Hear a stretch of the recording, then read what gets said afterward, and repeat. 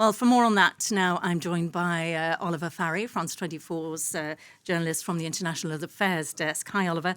Tell us, what do we know about the sequence of events so far on this latest one? Well, it was yesterday afternoon at about 2:45 local time that the US Air Force shot down with an air-to-air missile this device.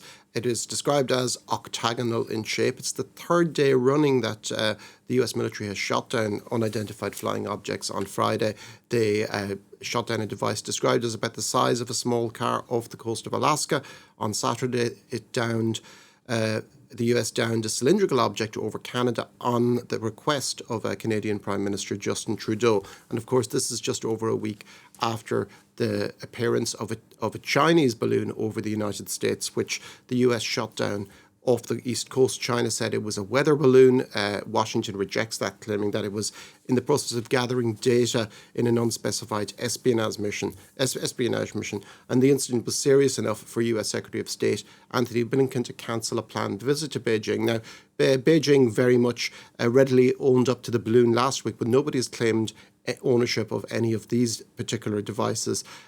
China, for its part, says it has no information regarding them. It also said that high-altitude balloons from the United States flew without permission into Chinese airspace over the last year on at least 10 occasions. It's unclear why Beijing itself decided to wait a week after a Chinese balloon was shot down. US Senate Majority Leader Chuck Schumer has pointed the finger at China, saying the Chinese were humiliated and were caught lying, but the White House is a lot more circumspect. It says it's still too early to know who is behind this. And that Chinese balloon, which the Chinese say was a weather balloon, the US says was a spy balloon, it was allowed to float right out to sea before any action was taken, and it was finally downed. This time, action taken much more quickly.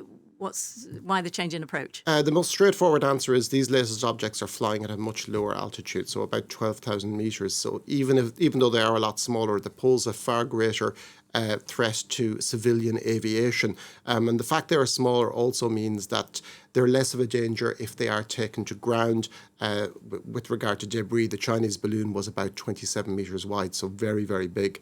The US Air Force has also taken them down either over bodies of water or in remote regions, such as was the case in Alaska and Canada. And these objects are most likely to have been detected because of the balloon last week. The US did tweak its radar defences over the past week just to make sure to make them more sensitive, and probably these devices came through. It's quite possible that they might have already been coming through in any case, but they were undetected before now. There's also the fact that the White House feels it has to do something. These incursions could possibly be foreign countries trying to provoke or test just to see how quickly the US can detect them.